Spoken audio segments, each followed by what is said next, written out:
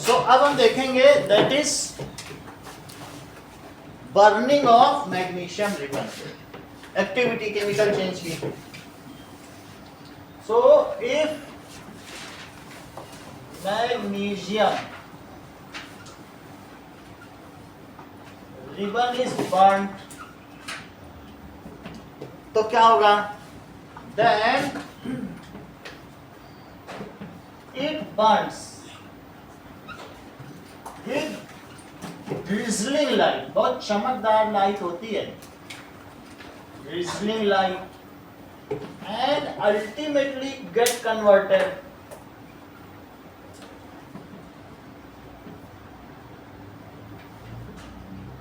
Into white ash, ये एक राख में बदल जाता है। जब हम मैग्नीशियम को जलाते हैं, किसी भी चीज को जलाया जाए प्रोडक्ट, तो मैग्नीशियम को अगर हम जलाएंगे तो मैग्नीशियम रिबन ऑक्सीजन से रिएक्ट कर जाएगा। बिना ऑक्सीजन के कोई चीज बर्न नहीं करती, हर एक चीज को जलने के लिए क्या चाहिए? ऑक्सीजन। कोयले को भी जलाओगे, कोयले को कार्बन कहते हैं, अगर जलेगा तो ये ऑक्सीजन लेके अल्टीमेटली क्या बना देता है? ये कोल है।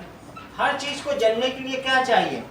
तो मैग्नीशियम ने ऑक्सीजन से रिएक्ट किया और बना दिया मैग्नीशियम ऑक्साइड, जिसकी राख हमको मिलती है। फुलझड़ी में भी ऐसे हाथ से करो सब गिर जाता है, that is the magnesium oxide. ये केमिकल चेंज, ठीक है। और इस केमिकल चेंज को हमने listing of elements which have reacted and what the product is formed, it is known as chemical equation।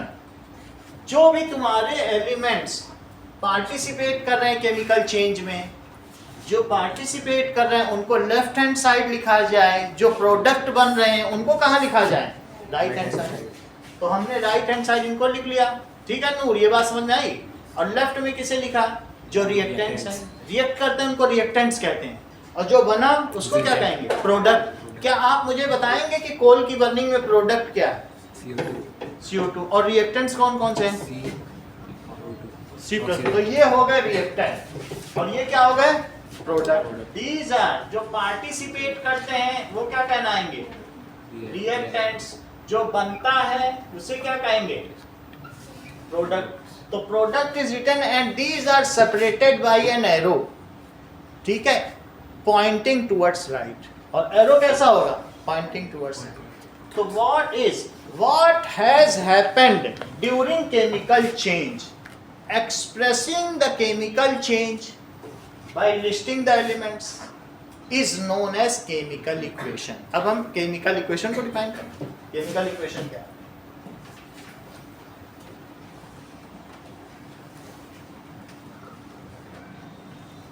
Chemical equation का मतलब होता है कि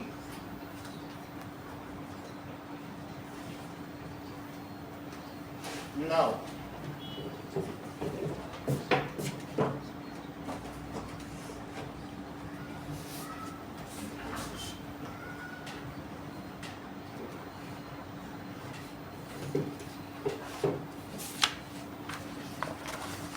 listing of reactants and products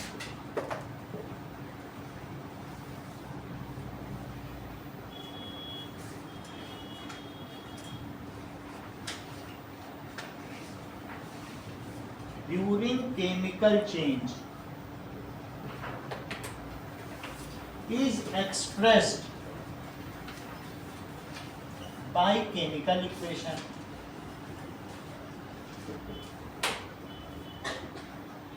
तो इसको हम केमिकल इक्वेशन से बताएंगे। This is chemical equation.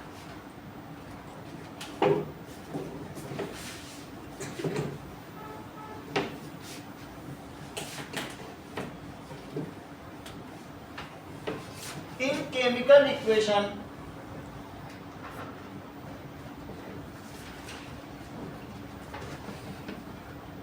reactants are written on left hand side and products are written on right hand side.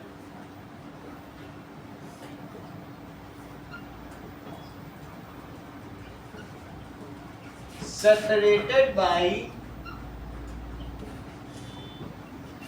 an arrow.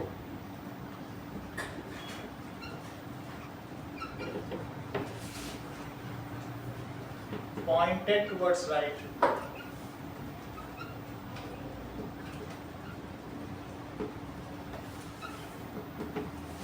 तो केमिकल इक्वेशन क्या होती है? केमिकल इक्वेशन हम देखें, दैट इज या तो ये भी हो सकती है, it can be written in word form, या दूसरा कैसे हो सकती है, symbolic representation of reactants and participants, ठीक है, during chemical change is called chemical equation. हम सिंबल के तौर पर भी कर सकते हैं। सिंबॉलिक रिप्रेजेंटेशन में हम कैसे करेंगे, जैसे मैग्नीशियम की बर्निंग को हम केमिकल इक्वेशन में कैसे लिखेंगे, Mg लिख लो और O2 लिख लो, और इधर क्या लिखिए, जो बना MgO, मैग्नीशियम ऑक्साइड। ये भी केमिकल इक्वेशन है, और स्नेहा ये भी केमिकल इक्वेशन है। ये वर्ड फॉर्म में केमिकल इक्वेशन है, और ये किस फॉर्म में है, सिंबल के फॉर्म में।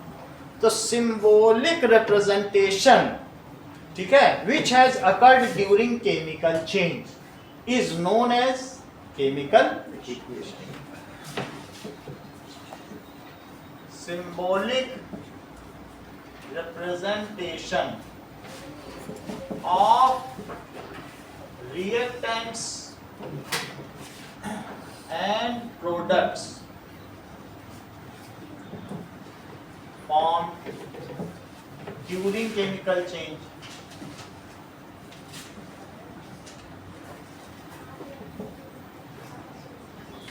is done by chemical equation.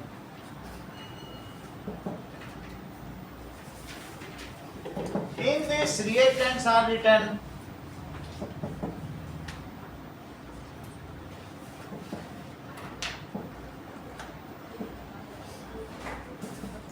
on LHS and products are written on RHS and separated by arrow.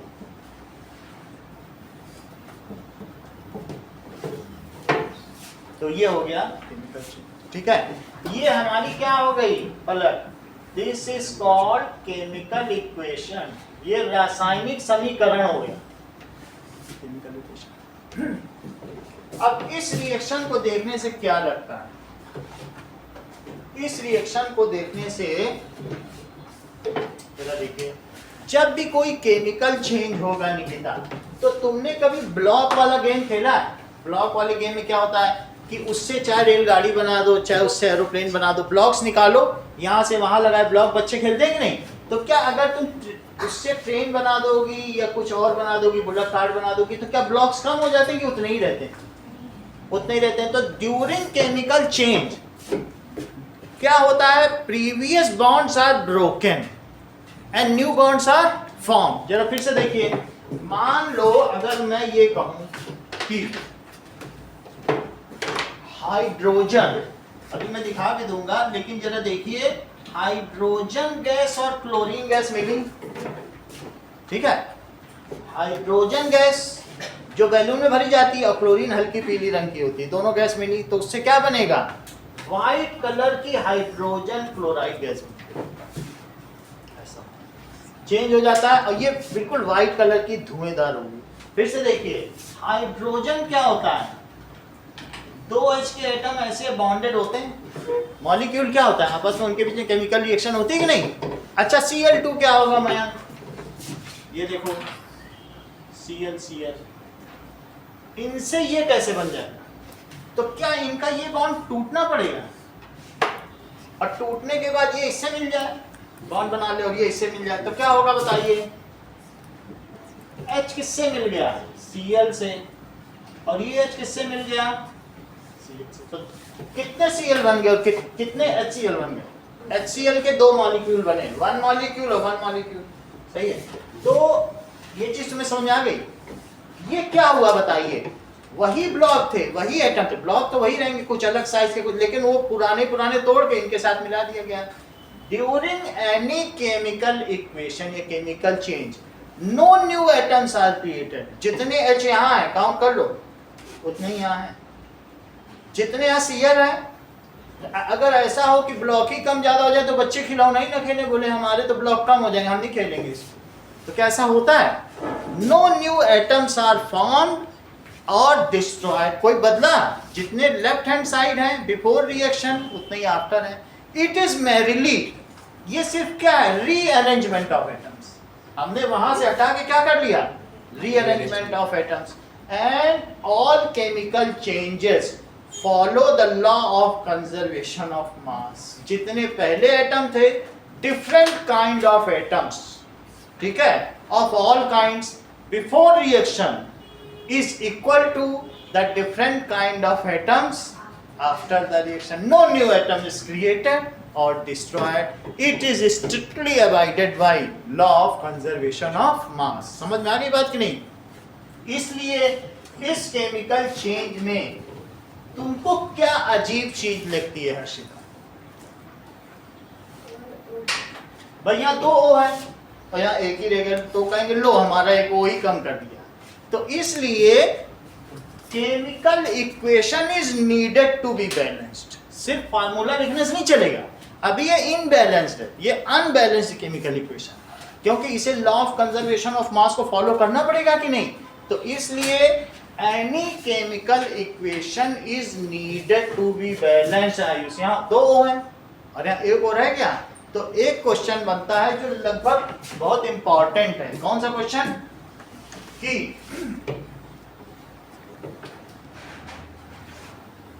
what is balanced chemical equation and why the chemical equation is needed to be balanced? Check करो। Balanced chemical equation क्या होती है?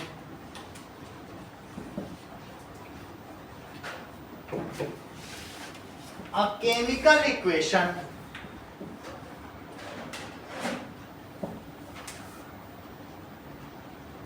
in which,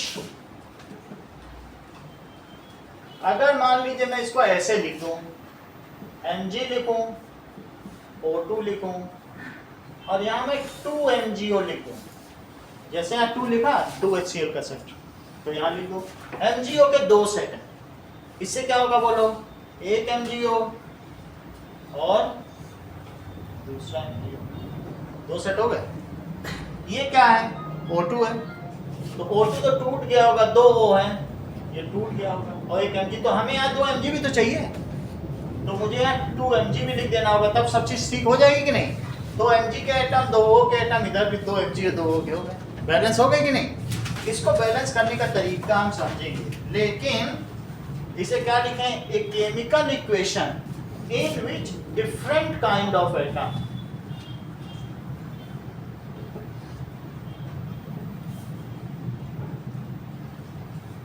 ठीक है, in which number of different kind of atoms on LHS and RHS are same. जितने number of different kind of atom LHS में है उतने ही RHS में हो, then it is called balanced chemical equation.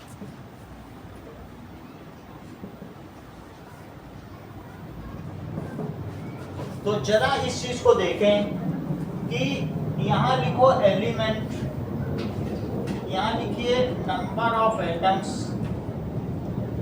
On LHS on RHS।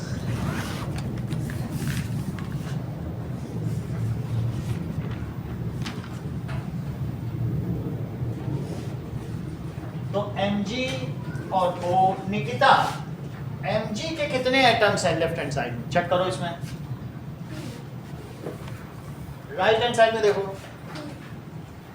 Left hand side में O के कितने हैं और राइट हैंड साइड में? इससे क्या पता चलता है? As number of atoms of different kind on LHS and RHS are equal, so it is a balanced chemical equation. So it is balanced chemical equation. Ayushi, क्या आप मुझे बताएंगे ये ऊपर लिखी हुई इक्वेशन बैलेंस्ड है या unbalanced? Number of atoms O के सेम है, सी के सेम है, so it is also a balanced chemical equation. So it is balanced chemical equation. Now next question is why the equation is needed to be balanced. हमने simply लिख दिया क्या हो रहा है, तो बैलेंस की क्या जरूरत पड़ गई. तो लिखिए 3 मार्क्स का क्वेश्चन आता है. Why a chemical equation is needed to be balanced.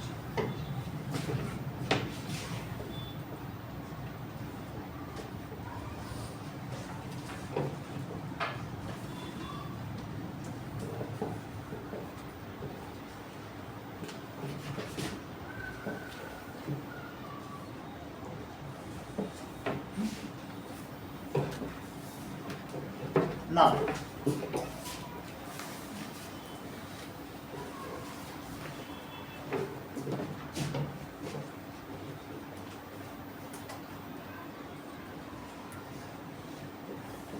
any chemical change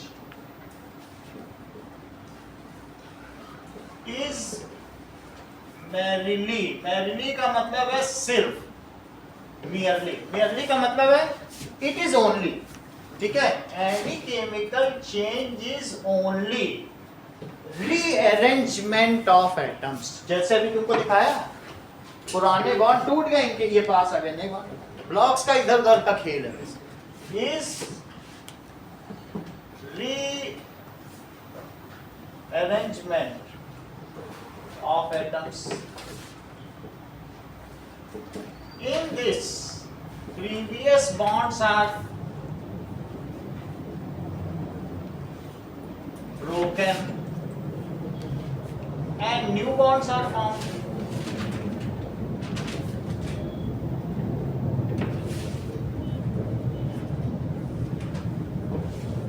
No new atom पर कोई नया एटम बन रहा है इसमें क्या?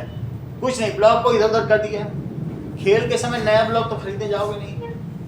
No new atom is created or no old atom is destroyed. पुराना नष्ट नहीं होता, नया बनता है. ठीक है, नो एटम इज क्रिएटेड और डिस्ट्रॉयड.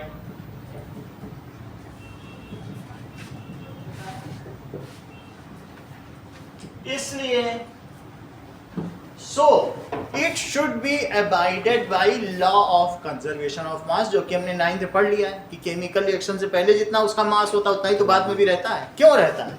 क्योंकि वही atom. So it should be, इसको किससे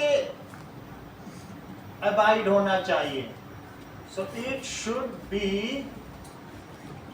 abided by, ये बंधा हुआ है, abided by law of conservation of mass.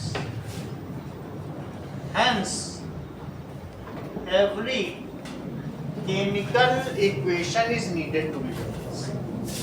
Aditi, बात समझ में आ गई?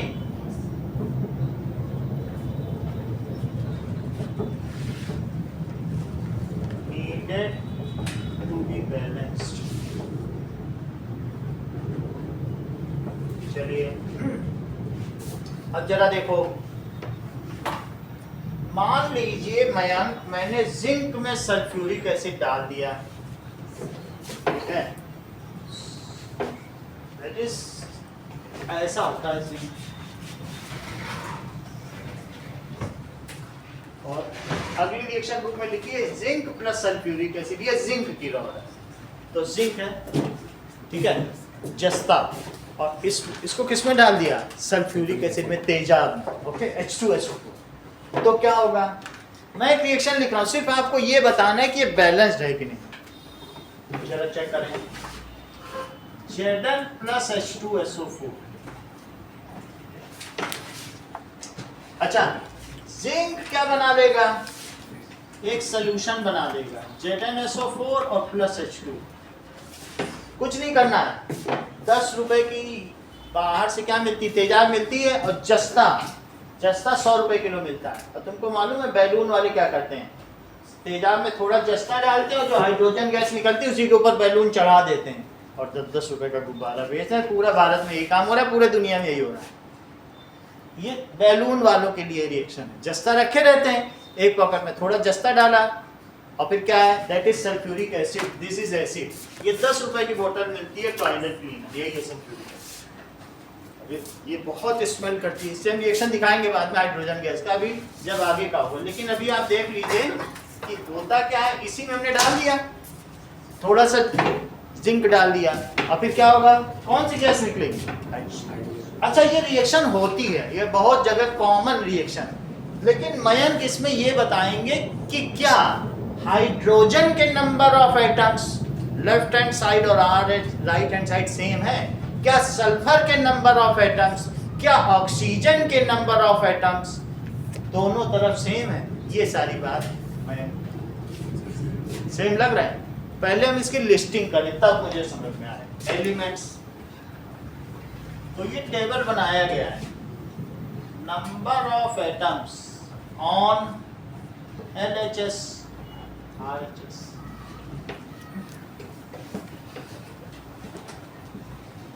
हाइड्रोजन, सल्फर, ऑक्सीजन और Zn। आप मुझे बता दीजिए कि इनके कितने कितने एटम दोनों तरफ हैं, बताओ। H के बताओ, लेफ्ट हैंड साइड में कितने एटम, 2 है, राइट हैंड साइड में 2 है। सल्फर का बताओ, 1 है। ऑक्सीजन का बताइए, 4 हो गया। अच्छा, और जिंक का बताएं, दोनों तरफ 1 है। इससे क्या पता चलता है, as the number of atoms of different kind on LHS and RHS is same, so this reaction is a balanced chemical।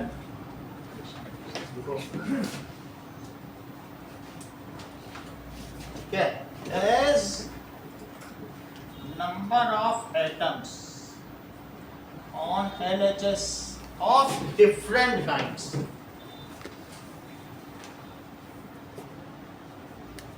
या different elements on LHS and RHS is seen, so it is balanced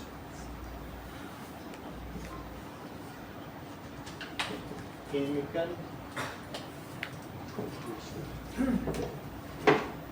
अब देखिए,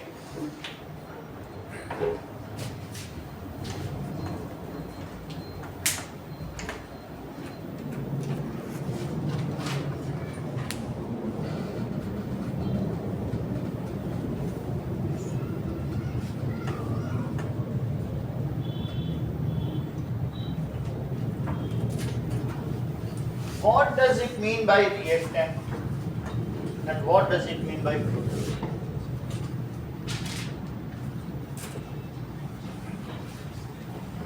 The chemical substance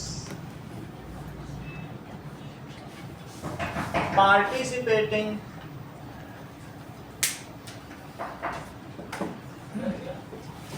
during chemical change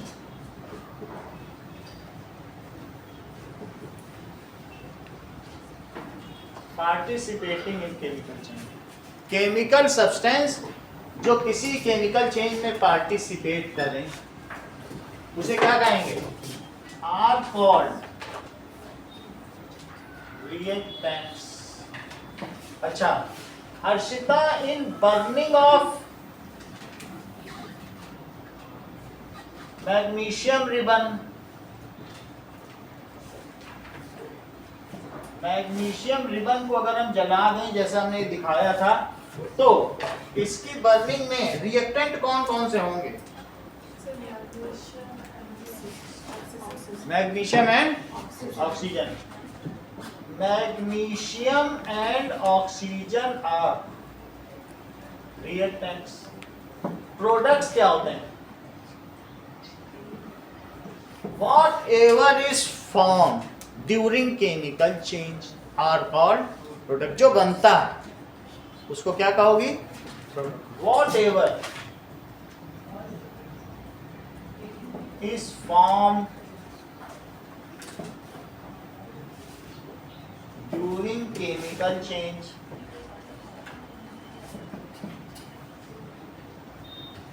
is called product। उसे product.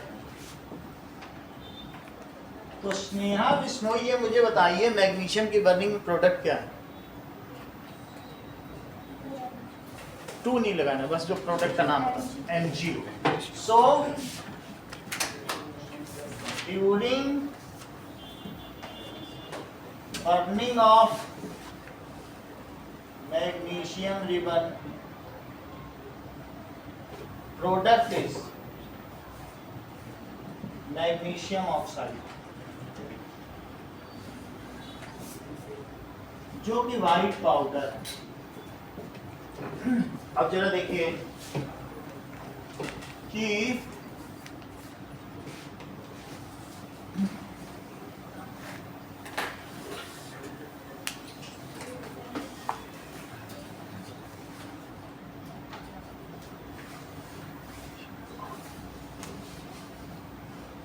Burning of magnesium ribbon, इसकी खराब है, ये बिल्कुल काला। देखो दोनों में फर्क दिख रहा है, ठीक है। अब मैंने इसको पॉलीथीन में रखा, लेकिन तब तक खेल हो चुका था, काला पड़ दिख रहा है कि नहीं? और ये बिल्कुल जब मैं नया लाया था तो बिल्कुल शाइनी था, पैकेट खोलते ही थोड़ी देर में क्या हो गया, देख रहे हो कि नहीं? तो इस तरीके से काला पड़ जाता है। तो ये नहीं जलेगा, फुलझड़ी रख दो 1 साल, तुम देख लोगे काली पड़ जाएगी। तो उसके ऊपर कैसी लेयर आ जाएगी? Magnesium oxide. अब वो उसे कैसा कर देगी? ब्लैक कलर का। ये नया है, ये पुराना, लेकिन इसमें ऑक्सीजन चली गई है, तो अब ये नहीं चलेगी, ये भी नहीं जलेगा, इसको घिसना पड़ेगा सैंड पेपर पर, रेल मार, ठीक है। अब जरा देखिए मैग्नीशियम रिबन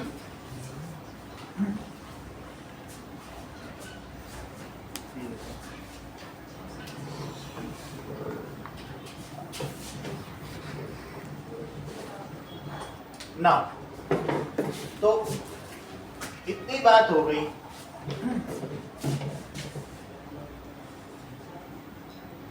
आगे देखिए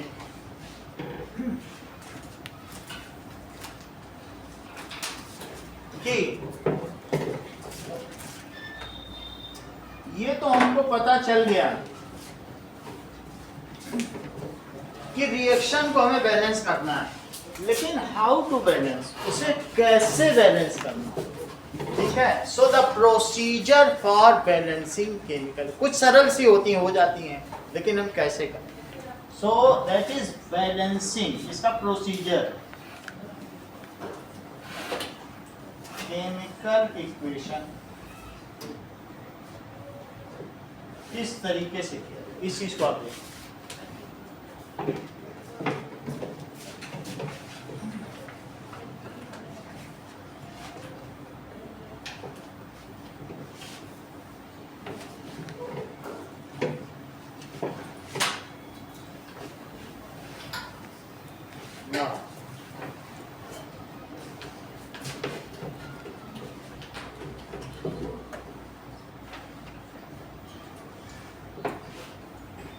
अब देखिए अगली केमिकल इक्वेशन देखो, बुक में दी है Fe प्लस H2O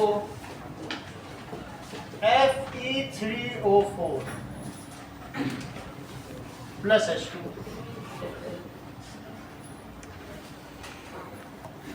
ठीक है। Fe3O4 को मैग्नेटाइट कहते हैं, ठीक है, Fe3O4। तो या फिर इसे आप आयरन ऑक्साइड भी कह सकते हैं, ये इसका नाम है, मैग्नेट इसी से बनाया जाता है। फिर से समझो ये रिएक्शन, क्या ये रिएक्शन तुमने कभी होती हुई देखी है? आपकी मम्मी तो रोज देखती है किचन में, आपने नहीं देखी? या इस रिएक्शन की वजह से कभी आपको डांट पड़ी है क्या? हाँ पड़ी है। जब भी तुम गरम तावे पे पानी डाल देती हो तो मम्मी तेज डांटती है या मार भी देती है, हमें पता नहीं क्यों, क्योंकि जहां तुमने गर्म तावे पे पानी डाला वहां गड्ढा पड़ जाता है, गड्ढा पड़ जाएगा और वहां पर ये चीज बन जाती है, वाटर सॉल्युबल निकल जाती है। हर डोसे वाला इतना मोटा तावा लेके आता है और हर 4 महीने बाद बदल देता है क्योंकि पतला हो जाता है, इसी रिएक्शन। जब भी तुम हॉट आयरन पर क्या डालोगे, वाटर, तो वो लेयर उससे रिएक्ट करके काली पड़ जाएगी। तुमने देखा होगा मैग्नेट जैसे काला होता है वैसे एक लेयर ऊपर मैग्नेटाइट की ही पड़ी होती है, और फिर वो जब धोएगा आएगा तो वो मैग्नेटाइट तो डिसॉल्व होकर निकल भी जाएगा। बात समझ में आ गई कि नहीं? So this reaction is very common in restaurant, even in your kitchen. तो इसमें क्या होता है, हॉट आयरन पर अगर पानी की बूंदें डाल दी जाएं देन इट रिएक्ट्स, लेकिन ये बैलेंस नहीं है इसमें। ये रिएक्शन क्या बैलेंस है? हम इसे बैलेंस कैसे करें? प्रोसीजर देखो। सबसे पहले बैलेंस मेटल्स और non metals other than hydrogen और ऑक्सीजन। हाइड्रोजन ऑक्सीजन को सबसे पहले कभी ना बैलेंस करना। स्टेप 1 क्या है? पहले किसको बैलेंस करोगी? मेटल या नॉन मेटल किसी को भी दे, लेकिन वो हाइड्रोजन नहीं होना चाहिए और ऑक्सीजन भी नहीं होना चाहिए। तो पहला स्टेप क्या है? स्टेप 1 बैलेंस मेटल और नॉन मेटल अदर देन, इसके अलावा हाइड्रोजन और ऑक्सीजन, इन दोनों के अलावा। तो इसमें हाइड्रोजन और ऑक्सीजन के अलावा श्रेया तुम्हें और क्या दिख रहा है? तो पहला स्टेप में क्या करूंगा बताओ? स्टेप 1 में क्या करोगी? बैलेंसिंग।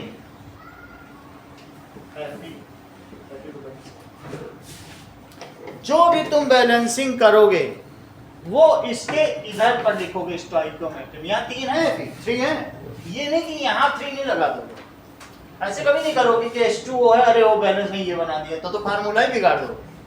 यहाँ नहीं लगाओगे, जो तुम्हें लगाना है वो कहाँ लगाओगे? अगर O2 करना है तो यहाँ लगाओगे। फार्मूला तो नहीं बदल सकते ना, केमिकल फार्मूला नहीं बदल सकते, उसके 2 सेट ले लो, सही है। तो अब मुझे बताओ विश्नोई, मैं Fe कैसे बैलेंस करूं? हमें राइट में 3 दिख रहे हैं और लेफ्ट में तो एक ही दिख रहा है, मैं कैसे बैलेंस करूं?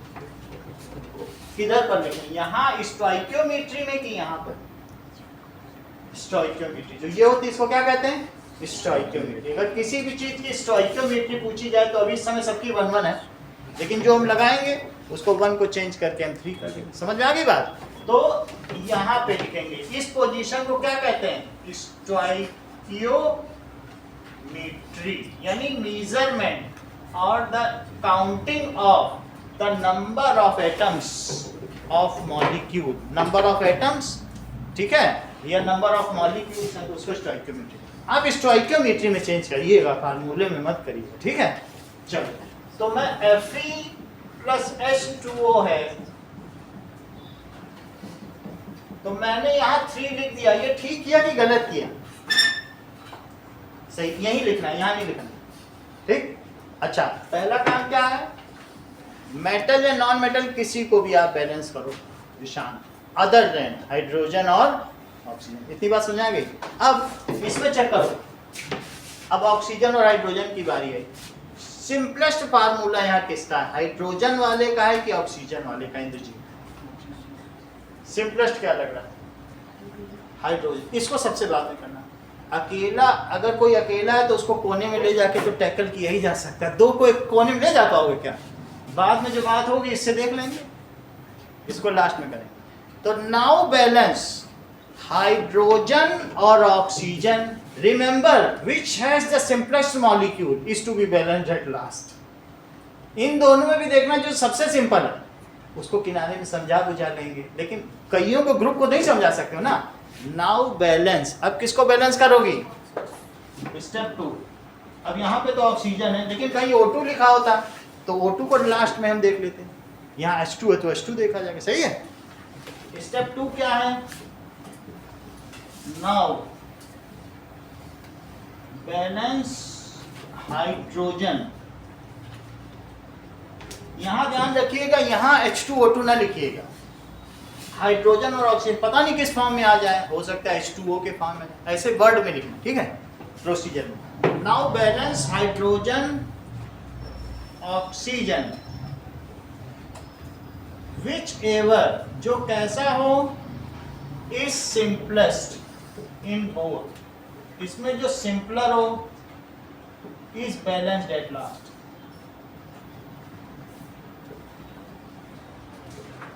उसको लास्ट में बैलेंस करें, ठीक है।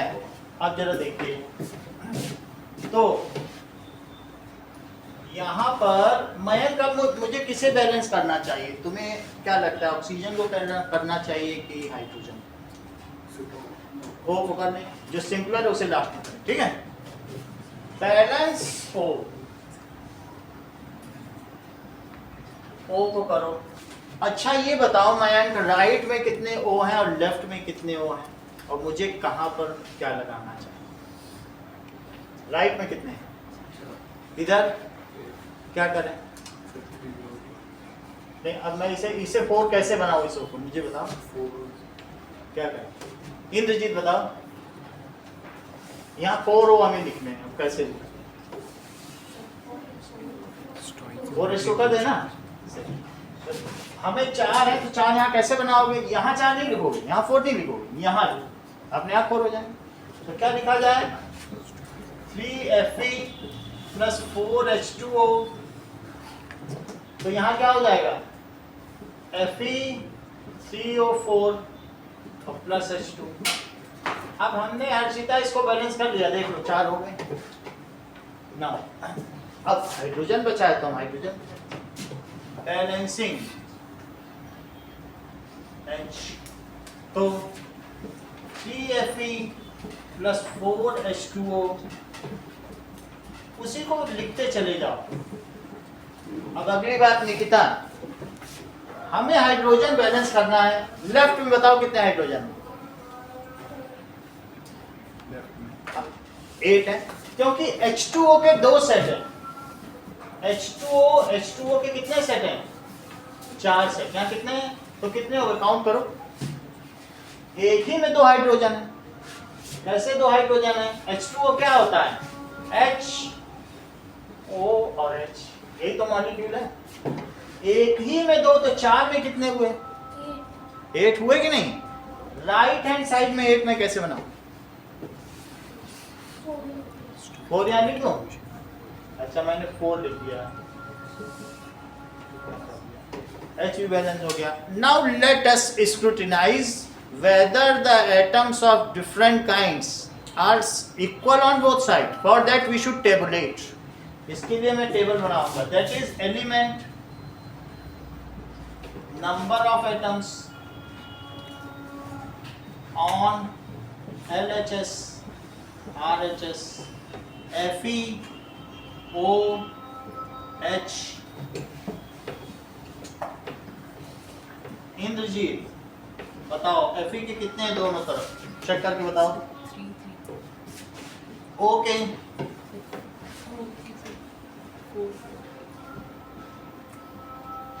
H के 8। So as number of atoms of different elements on LHS and RHS are equal, so this is a balanced chemical.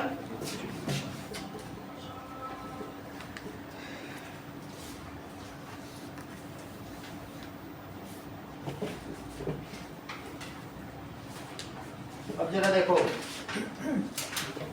Question दिया गया है कि balance burning of magnesium ribbon, sir जो आपने जो स्टेप 1 स्टेप 2 का प्लस स्टेप 3 का step 3 में फिर क्या, what ever is simpler is balanced at last, यही हो स्टेप 3 टेबल के लिए उसमें स्टेटमेंट इसका कुछ नहीं बैलेंस। अब देखो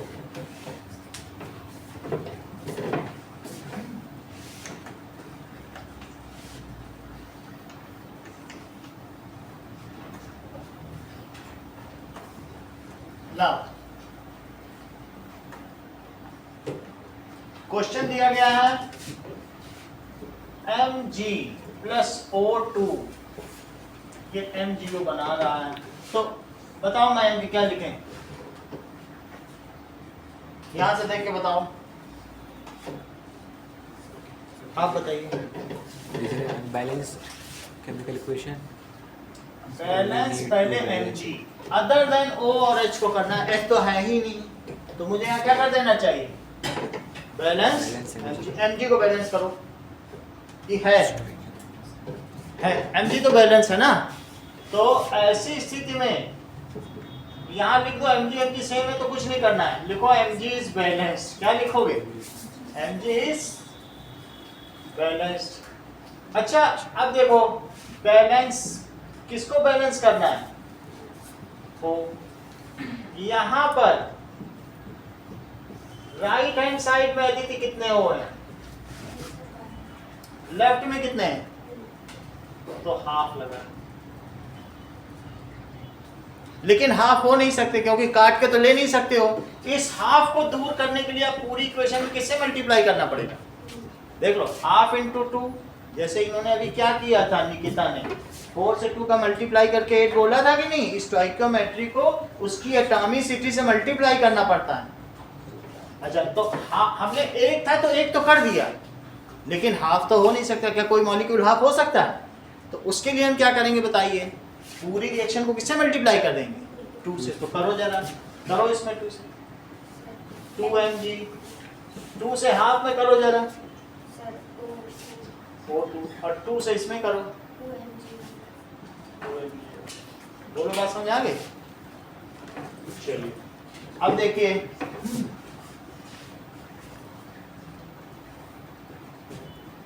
एक्सरसाइजेस में आइए, एक्सरसाइजेस का 6th क्वेश्चन निकालो,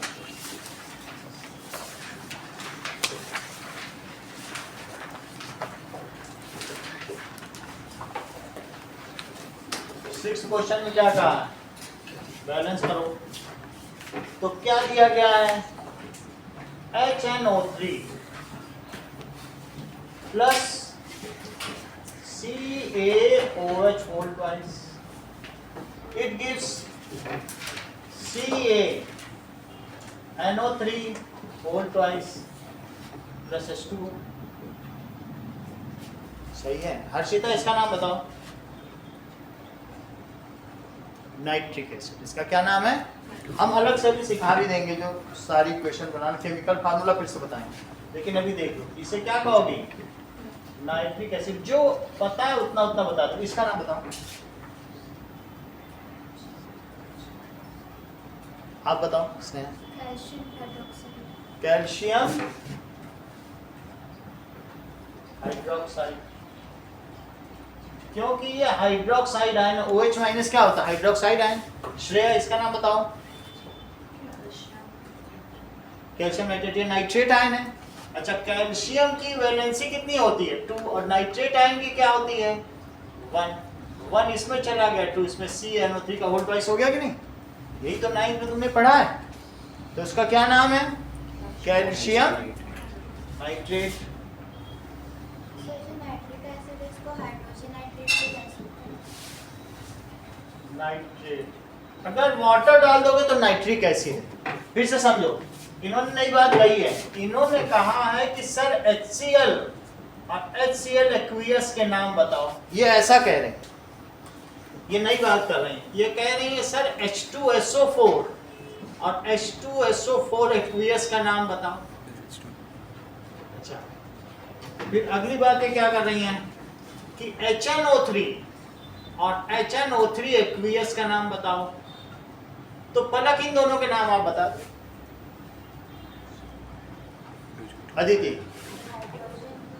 ये हाइड्रोजन क्लोराइड है, लेकिन पानी डाल दिया, हाइड्रोक्लोरिक एसिड, वाटर डालने से H+ रिलीज हो गया, वो हम इसमें एसिड्स बेसेस एंड सॉल्ट्स का अगला चैप्टर देख लेंगे वहां।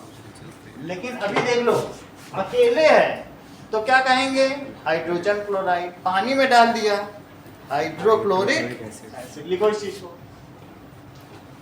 Hydrogen chloride. और इसे क्या कहोगे, वाटर पड़ गया। एक्वियस का मतलब वाटर, एक्वियस का क्या मतलब होता है, दैट इज एक्वियस। समझ में आई बात? ऐसे देखो अलग, वाटर, एक्वियस का क्या मतलब होता है, वाटर डाल दिया तो इसका क्या नाम हो जाएगा, हाइड्रोक्लोरिक एसिड। पहले इसको भी बताओ जरा, इनका नाम। अदिति और सल्फ्यूरिक एसिड। सल्फ्यूरिक एसिड, ठीक है। इसका क्या नाम है, अभी बताया था ना, सल्फ्यूरिक एसिड जिंक से रिएक्शन कराई थी, जो गुब्बारे वाले करते हैं। ये क्या है, हाइड्रोजन, सल्फेट। ये सल्फेट आयन है, हाइड्रोजन आयन है, तो हाइड्रोजन सल्फेट। और ये क्या है,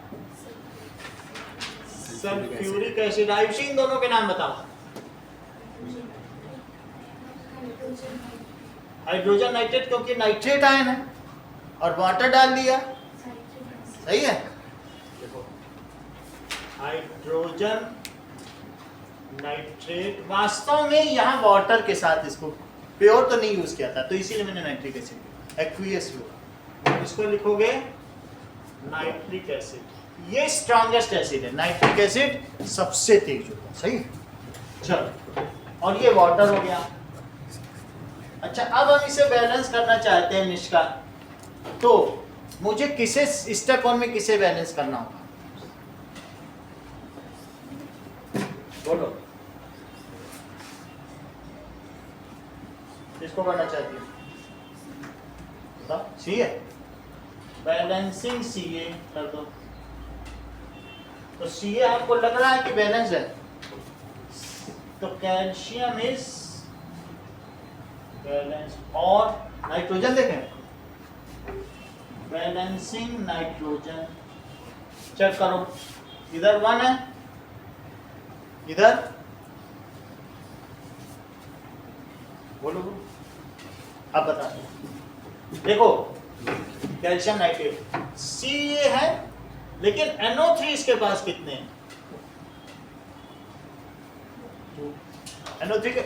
NO3 पे होल ट्वाइस है ना, NO3 के कितने सेट है, तो उस हिसाब से मुझे बताओ नाइट्रोजन कितने हुए, 2 हुए। ऑक्सीजन कितने हुए पलक, हुए कि नहीं।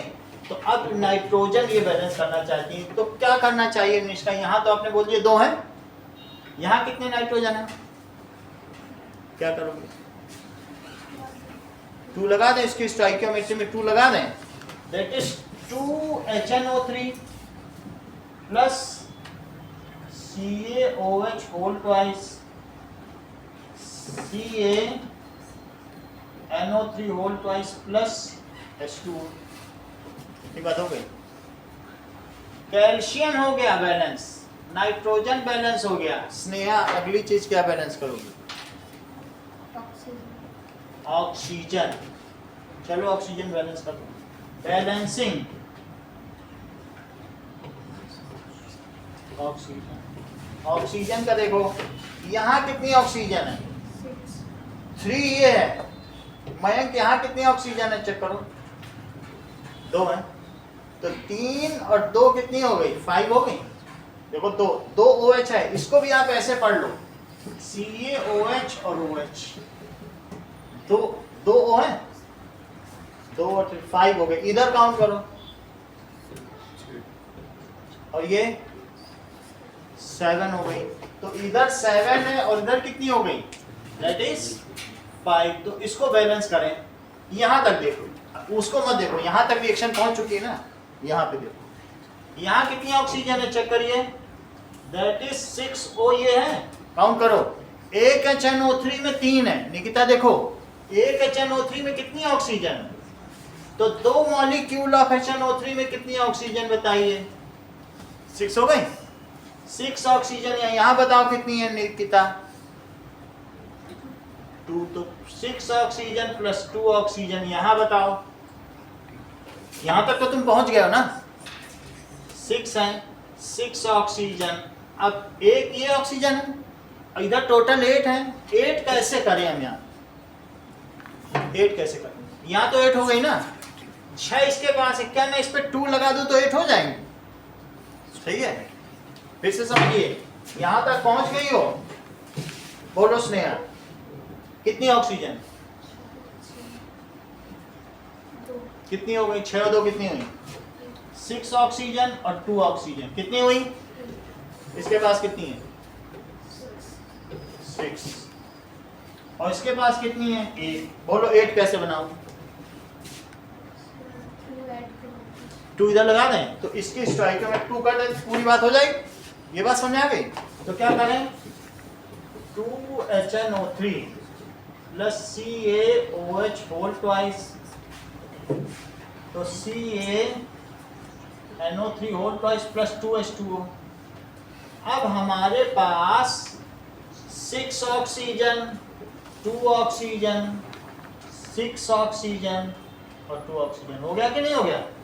अब हम हाइड्रोजन बैलेंस करेंगे। हाइड्रोजन बचा हुआ तो बैलेंसिंग हाइड्रोजन। श्रेया बताओ इधर कितने हाइड्रोजन है लेफ्ट हैंड साइड में? 2 हाइड्रोजन है। इधर कितने?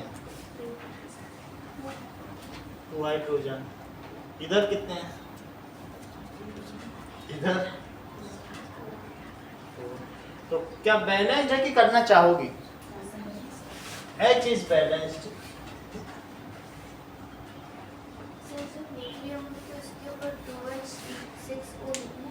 लिखना नहीं है, ये बस मन में आप कर लीजिए, कहीं लिखना नहीं है। अब ये देख लें, इसको अब हम टेबुलेट कर लेंगे। ये हमारी इक्वेशन हो गई। सब कुछ करने के बाद लास्ट में हम क्या करेंगे? Now tablet it.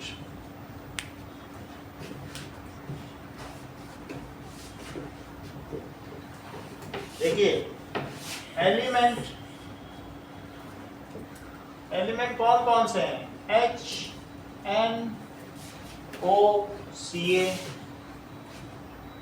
Number of atoms on LHS, RHS, Ayush. ये बताइए H के कितने हैं दोनों तरफ?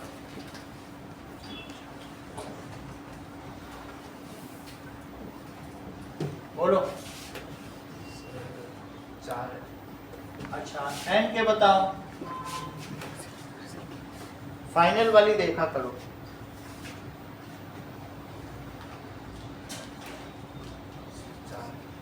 नहीं, लेफ्ट हैंड साइड का अलग बताओ, राइट हैंड साइड का अलग। एक साथ क्यों काउंट कर रहे हो? लेफ्ट हैंड साइड पे 4 है और 4 कहाँ से मिली? कैसे तुम 4 काउंट कर रहे हो? हमको तो नहीं देखना। कहाँ से 4 है? HNO3 के 2 सेट हैं मॉलिक्यूल, तो एक HNO3 में कितना हुआ? एक H एक है ना, O बचती है, तो 2 हुए ना। राइट में ऐसा देखो, 2 हुए। ठीक है। नूर, ऑक्सीजन काउंट करो।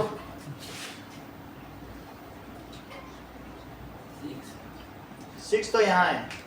लेफ्ट के टोटल बताओ। 8। टोटल 8 हो गए। और राइट में देखो 6 + 2 8 हो गए। इंद्रजीत, कैल्शियम बताइए।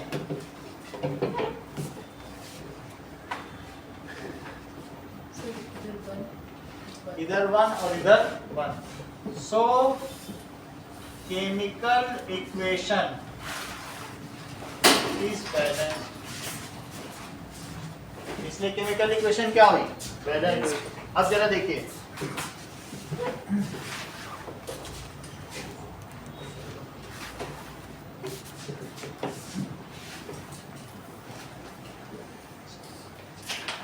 define chemical change, chemical equation, balanced chemical equation.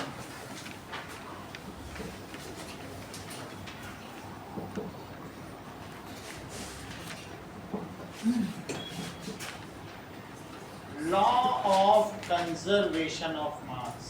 Sir जो केमिकल चेंजेस में उसके बाद क्या क्या फॉलो होता है वो भी लिखना। कुछ नहीं, बस डिफाइन करना। लिखना चाहो तो लिख सकते हैं। It is irreversible in nature and followed by certain. Okay. Now, why a chemical reaction is needed to be balanced?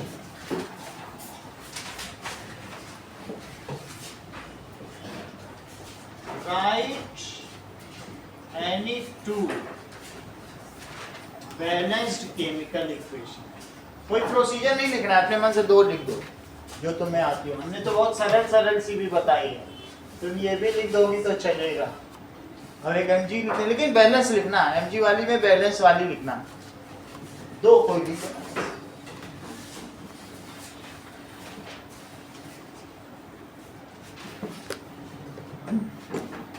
ठीक है, लॉ ऑफ कंजर्वेशन ऑफ मास एक बार बोल दो तो फिर वो सबके लिए हो जाएगा। बस यही लिखना, in a chemical reaction mass can neither be created nor be destroyed, यही लिख देना, इतना ही करो।